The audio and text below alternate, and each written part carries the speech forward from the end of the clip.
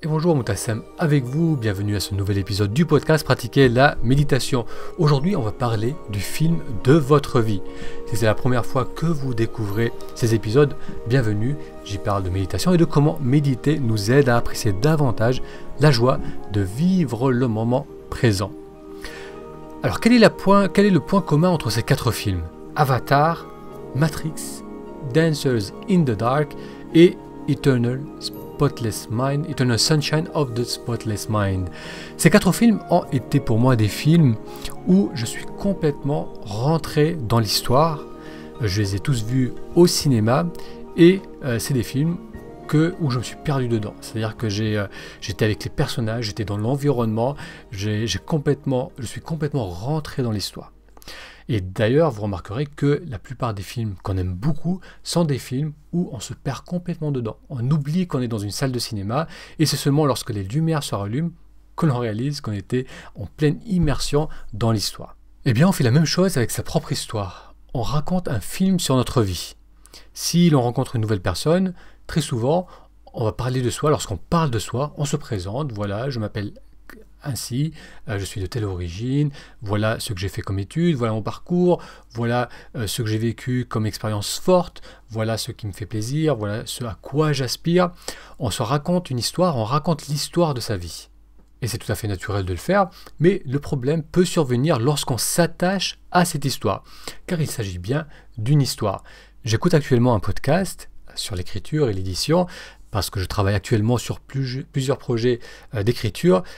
Et l'un des sujets qui a été abordé, c'est comment écrire des biographies. Lorsqu'on rencontre quelqu'un et qu'on veut partager son histoire, comment écrire une biographie.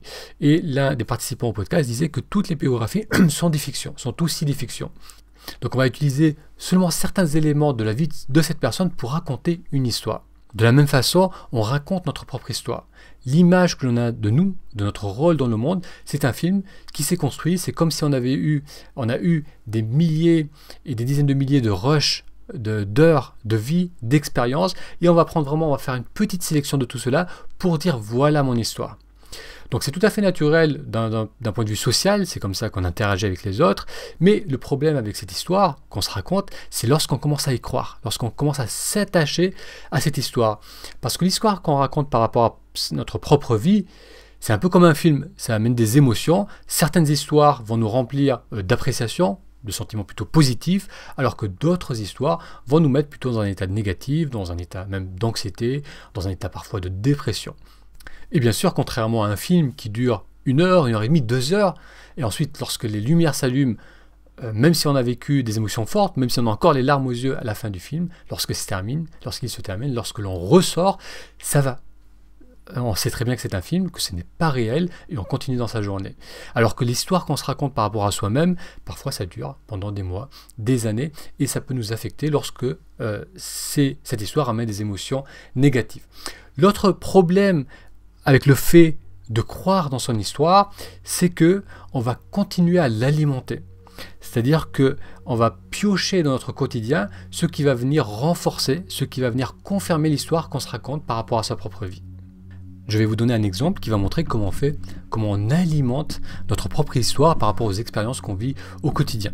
Imaginez-vous que je vous raconte que voilà, j'ai grandi dans un foyer où il y avait très peu de communication, donc du coup j'avais beaucoup de mal à communiquer avec les autres, je me suis mis en retrait, je suis quelqu'un de sensible, qui a du mal à être compris, j'ai eu beaucoup de mal à créer des relations durables, surtout au niveau affectif, et maintenant dans le monde du travail, là aussi c'est très difficile parce que le monde du travail est dur, on vit dans un monde où les plus petits sont complètement bouffés par les plus grands, où il y a beaucoup d'injustice, et mon patron, il ne m'écoute pas, il n'est pas attentif à ce que je ressens, et j'ai beaucoup de mal avec mes autres collègues.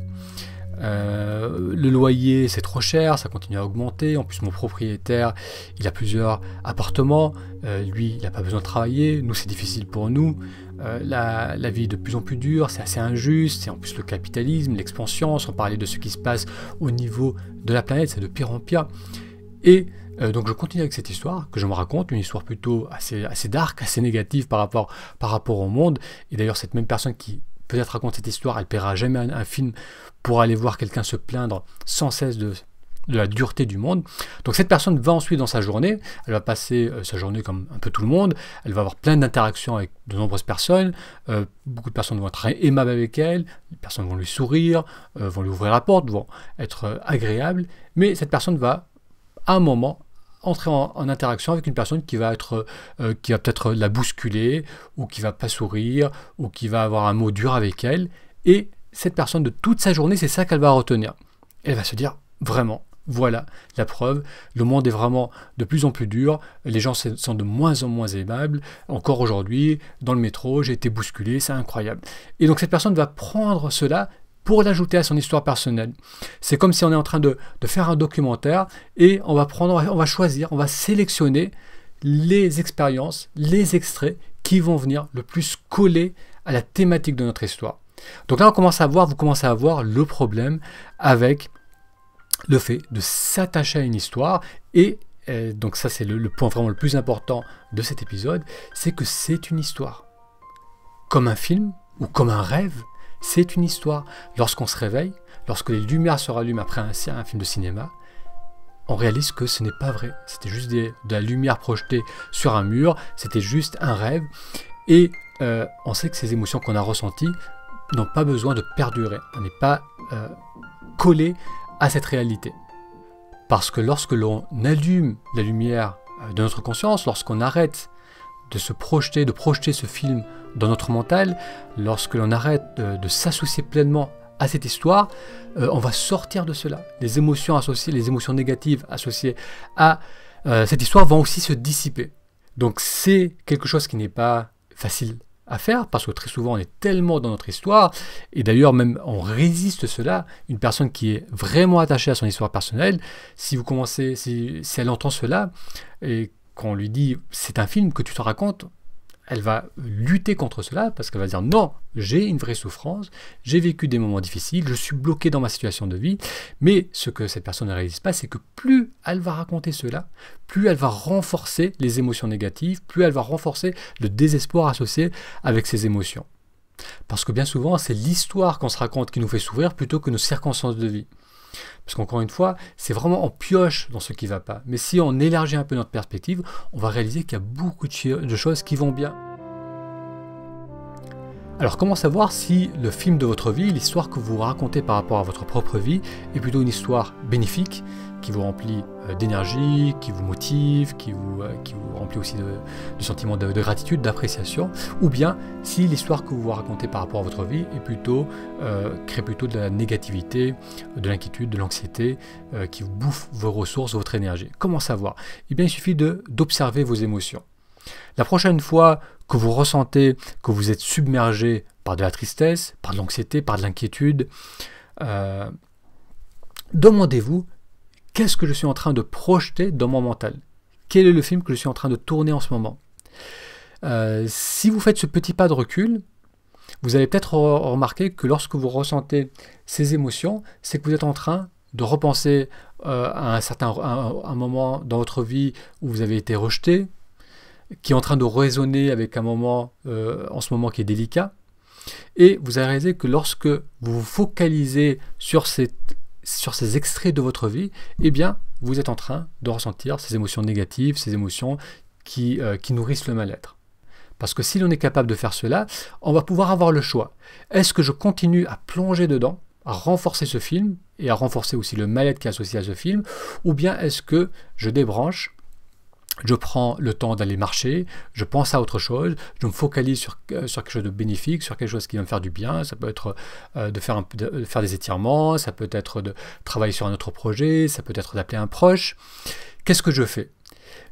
Parce que si on n'a pas ce pas de recul, bien souvent, le mode par défaut que la plupart d'entre nous a adopté, c'est de continuer à projeter ce film qui va renforcer la négativité. À force de faire cela, à force d'apprendre l'habitude de prendre ce pas de recul et de faire toujours le lien entre les émotions que je ressens en ce moment et les pensées, quel est le film que je projette en ce moment, on va aussi, on va de plus en plus avoir la capacité de changer cette histoire, de changer l'histoire personnelle qu'on raconte par rapport à sa vie, de changer notre film.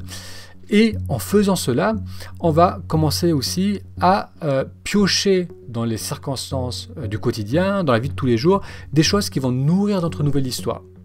Et c'est vraiment comme ça qu'on peut aussi amener un changement dans l'extérieur. C'est-à-dire lorsque je commence à me raconter une autre histoire par rapport à ma vie, une histoire qui va plutôt me donner confiance, une histoire qui va me donner envie d'aller vers les autres, une histoire qui va me donner envie d'apprendre des choses nouvelles, qui va me donner envie de prendre des risques, qui va me donner confiance dans ma capacité à interagir avec les autres. Donc plus je vais renforcer cette histoire, plus aussi je vais trouver dans mon quotidien des choses qui vont venir nourrir cette histoire et la renforcer aussi.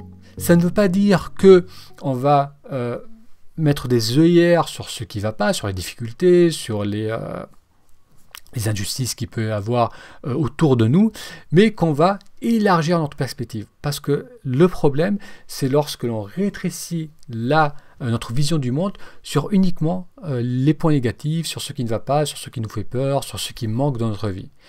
Donc l'idée, c'est d'avoir plus d'options et d'élargir notre film personnel. Alors ce que je vous propose de faire maintenant, c'est, après cette vidéo, prenez le temps, vous pouvez même prendre un stylo et un papier et vous dire quel est le film de ma vie actuellement, qu'est-ce que je raconte par rapport à ma vie, donc qu'est-ce que vous racontez habituellement lorsque vous rencontrez une nouvelle personne, voilà ce que j'ai vécu, voilà ce qui est important pour moi, voilà mes traumatismes, voilà mes défauts, mes qualités, et regardez cela et dites-vous que c'est une vision, c'est une perspective de votre vie, mais que votre vie est bien plus large que cela, et voyez par quoi vous pouvez remplacer cela, par une vision peut-être plus constructive par rapport à vos expériences passées.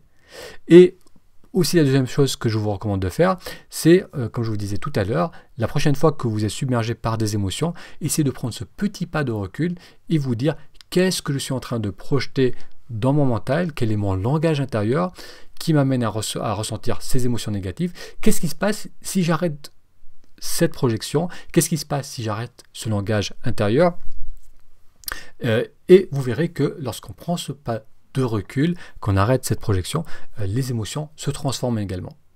Et troisièmement, venez partager votre expérience en laissant un commentaire sous cet épisode, sous cette vidéo, pour me dire un peu si cette vision des choses, donc si cette image du film de notre vie vous a aidé à prendre un peu de recul par rapport à ce que vous êtes en train de vivre aujourd'hui.